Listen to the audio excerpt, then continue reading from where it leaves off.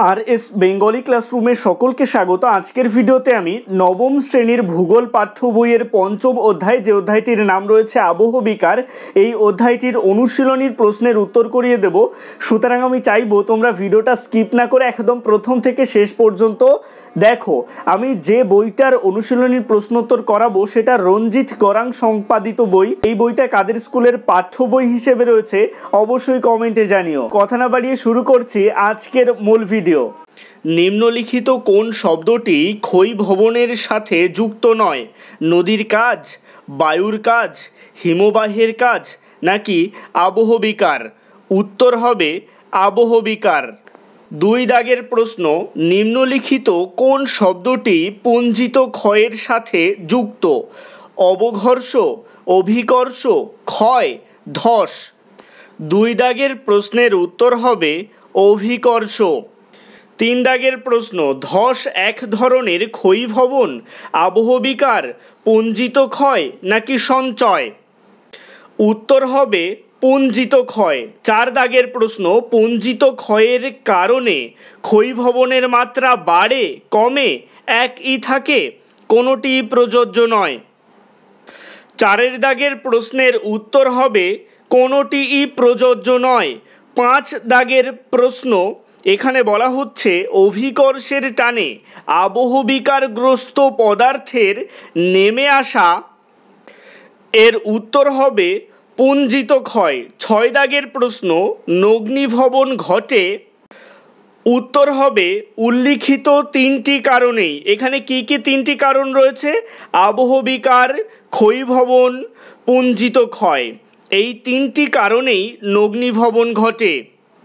সাত দাগের প্রশ্ন, শিলা ফাটার আওয়াজ পাওয়া যায় কোন আবহবিকার প্রক্রিয়ায়? স্বল্পমোচন, ক্ষুদ্রকণা বিসরণ, প্রস্তর চাই খণ্ডীকরণ, তুষারের কার্য। সাত দাগের প্রশ্নের উত্তর হবে ক্ষুদ্রকণা বিসরণ। আট দাগের প্রশ্ন, নিম্নলিখিত কোন আবহবিকারের প্রক্রিয়াটি মরুভূমি অঞ্চলে সবচেয়ে বেশি ঘটে? ক্ষুদ্রকণা বিসরণ, তুষারের কার্য, জারণ, অঙ্গার যোজন। আট দাগের প্রশ্নের উত্তর হবে ক্ষুদ্রকণা বিসরণ। নয় দাগের প্রশ্ন, অ্যান্টার্কটিকা অঞ্চলে নিম্নলিখিত কোন আবহবিকারের প্রক্রিয়া সবচেয়ে বেশি ঘটে? তুষারের কার্য, জারণ, স্বল্পমোচন নাকি জলযোজন? আমরা জানি অ্যান্টার্কটিকা বরফে ঢাকা মহাদেশ, তাই এখানে উত্তর হবে তুষারের কার্য। দশ দাগের প্রশ্ন, চুনাপাথর অঞ্চলে কোন রাসায়নিক আবহবিকারের প্রাধান্য বেশি? উত্তর হবে অঙ্গার যোজন।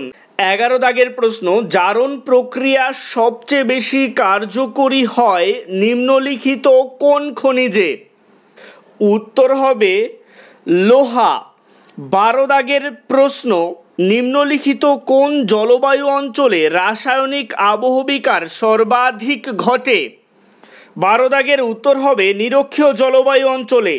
13 দাগের প্রশ্ন, ক্রান্তীয় মরু জলবায়ুতে কোন প্রকার আবহবিকার সর্বাধিক গুরুত্বপূর্ণ?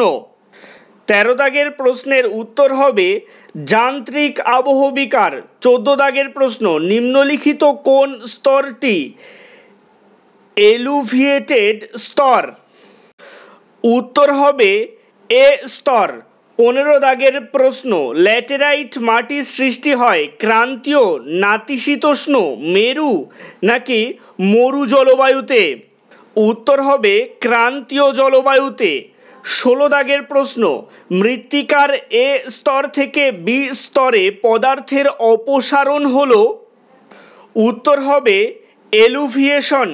মনে রাখবে এ থেকে বিতে যদি অপসারণ বলে তাহলে এলুভিয়েশন হবে, আর এ থেকে বিতে যদি সঞ্চয় বলে তাহলে ইলুভিয়েশন হবে। চলে আসছে অনুশীলনীর পরবর্তী অংশে। এখানে বলা হচ্ছে সঠিক উত্তরটির পাশে সু এবং ভুল উত্তরটির পাশে অসু লেখো। আমি বলে দিচ্ছি যে কোনগুলো শুদ্ধ আর কোনগুলো অশুদ্ধ, তোমরা নিজেরা খাতায় লিখে নেবে। এক দাগের বাক্যে বলা হচ্ছে আবহবিকার একটি গতিশীল প্রক্রিয়া, এটা অশুদ্ধ। দুই দাগের বাক্যে বলা হচ্ছে নদীর ক্ষয় একটি ক্ষয়ীভবন প্রক্রিয়া, এটা শুদ্ধ। তিন দাগের বাক্যে বলা হচ্ছে পুঞ্জিত ক্ষয় একটি ক্ষয়ীভবন প্রক্রিয়া, এই তিন দাগের বাক্যটা অশুদ্ধ।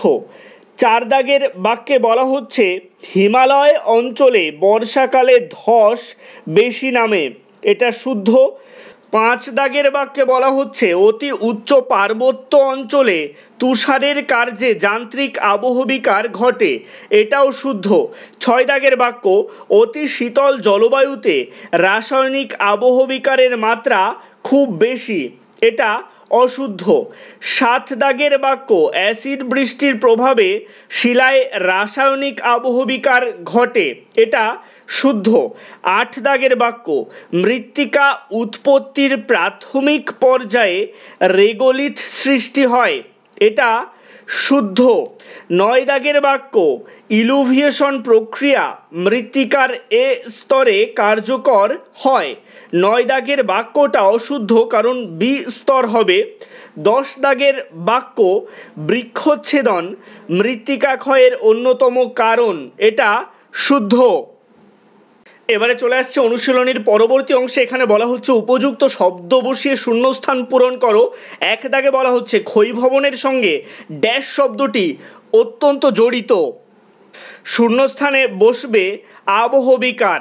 দুই দাগের বাক্য আবহবিকার একটি স্থিতিশীল প্রক্রিয়া কিন্তু ক্ষয়ীভবন একটি ড্যাশ প্রক্রিয়া। দুই দাগের প্রশ্নের উত্তর হবে গতিশীল প্রক্রিয়া। তিন দাগের প্রশ্ন পর্বতের পাদদেশে শিলাখণ্ড গঠিত ভূমিরূপ হলো ড্যাশ। তিন দাগের প্রশ্নের উত্তর হবে স্ক্রি ও ট্যালাস।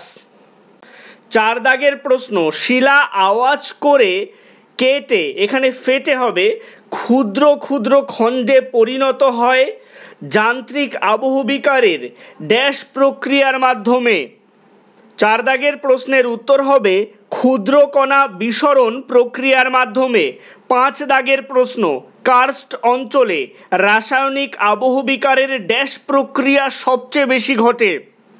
পাঁচ দাগের প্রশ্নের উত্তর হবে অঙ্গার যোজন। ছয় দাগের প্রশ্ন রাসায়নিক আবহবিকারের ড্যাশ প্রক্রিয়ায় শিলায় মরচে পড়ে।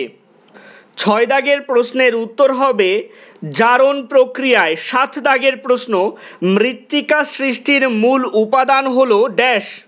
সাত দাগের প্রশ্নের উত্তর হবে রেগোলিথ। আট দাগের প্রশ্ন মৃত্তিকার সূক্ষ্ম ফাঁক দিয়ে নিচের জল উপরে উঠে আসার প্রক্রিয়া হলো ড্যাশ। আট দাগের প্রশ্নের উত্তর হবে কৈশিক প্রক্রিয়া। নয় দাগের প্রশ্ন ড্যাশ প্রক্রিয়ার মাধ্যমে জৈব পদার্থ হিউমাসে পরিণত হয়।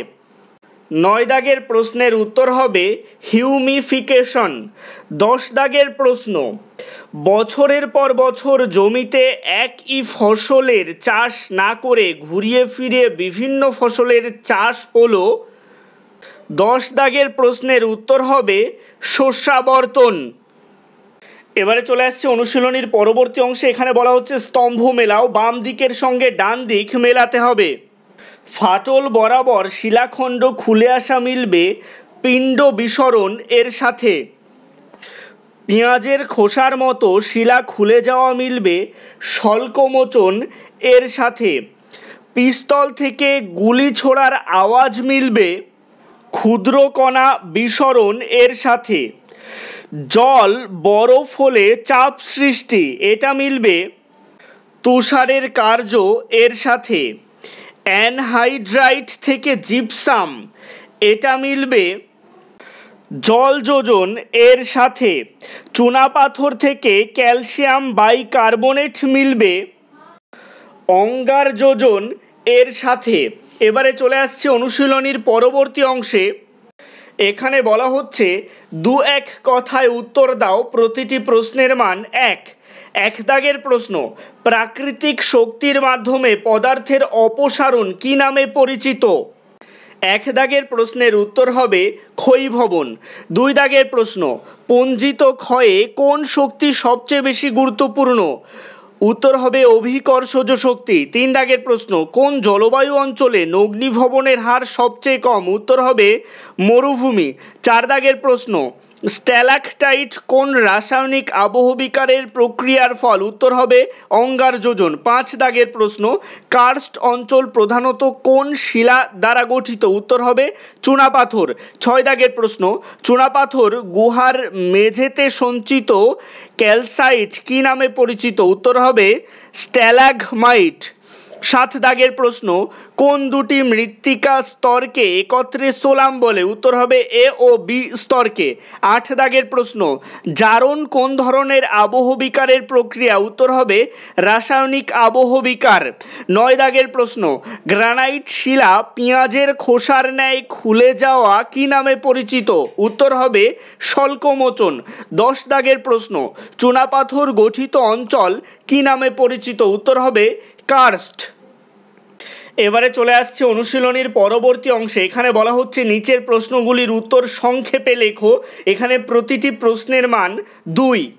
1 দাগের প্রশ্ন, আবহবিকার কি? এই প্রশ্নের উত্তর তোমরা লিখবে আবহাওয়া ও বায়ুমণ্ডলের কতগুলি উপাদানের সাহায্যে, যেমন উষ্ণতা, আর্দ্রতা, বৃষ্টিপাত, বিভিন্ন বায়ুমণ্ডলীয় গ্যাস প্রভৃতি, ভূপৃষ্ঠের শিলাস্তর যান্ত্রিক পদ্ধতিতে চূর্ণ বিচূর্ণ এবং রাসায়নিক পদ্ধতিতে বিয়োজিত হওয়া হলো আবহবিকার। 2 দাগের প্রশ্ন, পুঞ্জিত ক্ষয় কি? উত্তরে লিখবে ভূমির ঢালের মৃত্তিকা, শিলাস্তর ও অন্যান্য পদার্থরাশি অভিকর্ষের টানে ঢাল বেয়ে নেমে এলে তাকে পঞ্জিত ক্ষয় বা পঞ্জিত স্থানান্তর বলে। 3 দাগের প্রশ্ন, অগ্নিভবনের সূত্রটি কি? উত্তরে লিখবে আবহবিকার পঞ্জিত ক্ষয় ক্ষয়কারী শক্তি সমূহের সম্মিলিত কাজের ফলে ভূপৃষ্ঠের উঁচু অংশ ধীরে ধীরে ক্ষয়ের ফলে পদার্থের অপসারণে নিচের শিলা উন্মুক্ত হওয়া এবং ভূমির উচ্চতা হ্রাস হলো অগ্নিভবন। অতএব অগ্নিভবন সমান আবহবিকার যোগ পুঞ্জিত ক্ষয় যোগ ক্ষয়ীভবন। 4 দাগের প্রশ্ন, জারণ কাকে বলে? উত্তরে লিখবে শিলা খনিজের সাথে রাসায়নিকভাবে অক্সিজেন যুক্ত হওয়া হলো জারণ।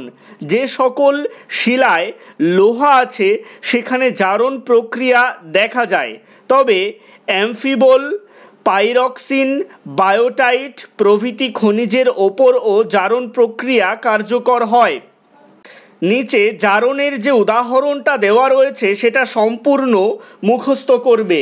5 দাগের প্রশ্ন, রেগোলিথ কি? উত্তরে লিখবে আবহবিকারের মাধ্যমে শিলাস্তরের ওপরে শিথিল পদার্থ সৃষ্টি হয়, এই স্তর হলো রেগোলিথ।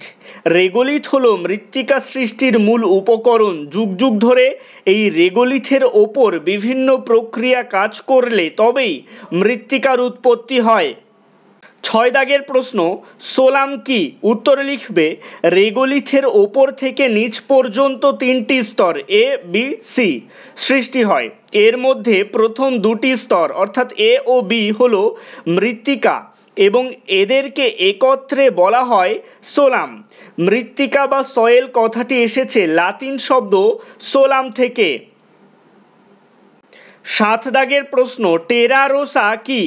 উত্তর লিখবে রেগোলিথ থেকে যুগ যুগ ধরে বিভিন্ন জটিল প্রক্রিয়ায় মৃত্তিকার উৎপত্তি ঘটে। বিশেষ বিশেষ অঞ্চলে সুনির্দিষ্ট আবহবিকার প্রক্রিয়া কার্যকর হওয়ার জন্য সুনির্দিষ্ট কিছু মৃত্তিকার উৎপত্তি হয়। ক্রান্তীয় মণ্ডলে গভীর রাসায়নিক আবহবিকারের প্রভাবেই উচ্চভূমিতে ল্যাটেরাইট মাটির সৃষ্টি হয়। চুনাপাথর গঠিত কার্স্ট অঞ্চলের সৃষ্টি হয় টেরারোসা মৃত্তিকা। 8 দাগের প্রশ্ন, রেগোলিথ ও মৃত্তিকার তফাৎ কি? উত্তরে লিখবে রেগোলিথ ও মৃত্তিকা এক নয়। আবহবিকারের প্রভাবে সৃষ্ট স্তর হলো রেগোলিথ। যুগ যুগ ধরে এই রেগোলিথের ওপর বিভিন্ন প্রক্রিয়া কাজ করলে তবেই মৃত্তিকার উৎপত্তি হয়। 9 দাগের প্রশ্ন, এলুভিয়েশন কি? উত্তরে লিখবে মৃত্তিকার এ স্তর থেকে যান্ত্রিক ও রাসায়নিকভাবে নিচে সূক্ষ্ম পদার্থের স্থানান্তর হলো এলুভিয়েশন, তাই এ স্তরটি এলুভিয়েটেড স্তর। 10 দাগের প্রশ্ন, শস্যাবর্তনের সুবিধা কি কি? উত্তরে লিখবে জমিতে একই ফসল বারংবার চাষ না করে ঘুরিয়ে ফিরিয়ে পর্যায়ক্রমে দানা শস্য, পশুখাদ্য ও সুঁটি জাতীয় শস্য চাষ করলে জমির উর্বরা শক্তি বজায় থাকে এবং মৃত্তিকা ক্ষয় কমে। এবারে চলে আসছি 11 দাগে। এখানে বলা হচ্ছে ক্ষয়ীভবন কাকে বলে? উত্তরে লিখবে বিভিন্ন প্রাকৃতিক শক্তির মাধ্যমে ভূপৃষ্ঠের পদার্থের স্থান পরিবর্তন হলো ক্ষয়ীভবন। এখানে পদার্থ বলতে শিলা, মাটি ইত্যাদিকে বোঝায়। 12 দাগের প্রশ্ন, ক্ষয়সীমা কাকে বলে? উত্তরে লিখবে ভূপৃষ্ঠ পরিবর্তনকারী শক্তিসমূহ ভূপৃষ্ঠকে ক্ষয় করতে করতে নিচে কতটা পর্যন্ত ক্ষয় করবে তা বলে গেছেন জন ওয়েলেসলি পাওয়েল। তার মতে নিচে শক্তি যতটা পর্যন্ত ক্ষয় করতে পারে তাই হলো ক্ষয়সীমা। সাধারণভাবে সমুদ্র তল হলো শেষ ক্ষয়সীমা। 13 দাগের প্রশ্ন, ইলুভিয়েশন কি? উত্তরে লিখবে এ স্তর থেকে যে সকল পদার্থ নিচে নামে তা বি স্তরে সঞ্চিত হয়, এই পদ্ধতি হলো ইলুভিয়েশন এবং বি স্তরটি ইলুভিয়েটেড স্তর। 14 দাগের প্রশ্ন, কার্স্ট অঞ্চল কাকে বলে? উত্তরে লিখবে চুনাপাথর, ডলোমাইট, রক সল্ট, জিপসাম গঠিত বিস্তীর্ণ অঞ্চল যেখানে অঙ্গারযোজন ও দ্রবীভবন প্রক্রিয়ায় বিভিন্ন ভূমিরূপ গড়ে ওঠে তা হলো কার্স্ট অঞ্চল। বর্তমানে স্লোভেনিয়ার চুনাপাথর ডলোমাইট গঠিত অঞ্চল কার্স্ট নামে পরিচিত, যেখান থেকেই এরূপ ভূমির নাম হয় কার্স্ট।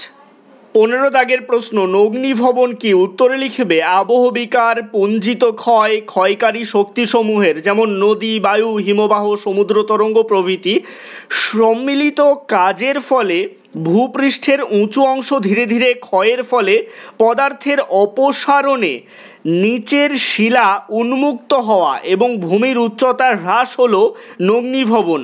উষ্ণ আর্দ্র জলবায়ু অঞ্চলে নগ্নিভবনের হার বেশি এবং মরুভূমিতে সবচেয়ে কম। আজকের ভিডিওটা এই পর্যন্তই। এই অনুশীলনীর পরবর্তী প্রশ্নের উত্তরগুলো তোমরা পরবর্তী পার্টের ভিডিওতে পেয়ে যাবে। আজকের ভিডিওটা কেমন লাগলো অবশ্যই কমেন্টের মাধ্যমে জানিও। ভালো লাগলে লাইক করো এবং একই ক্লাসের বন্ধুদের সাথে ভিডিওটাকে শেয়ার করতে ভুলো না। ভালো থেকো, সুস্থ থেকো সকলে, আর অবশ্যই RS বেঙ্গলি ক্লাসরুমের সাথে থেকো। সবশেষে একটাই রিকোয়েস্ট, এখনও পর্যন্ত যারা চ্যানেলটিকে সাবস্ক্রাইব করে উঠতে পারোনি তারা অবশ্যই চ্যানেলটিকে সাবস্ক্রাইব করে দিও এবং পাশে থাকা বেল আইকনটিকে প্রেস করে অল বাটনে ক্লিক করে দিও নতুন ভিডিওর আপডেট সবার আগে পেতে।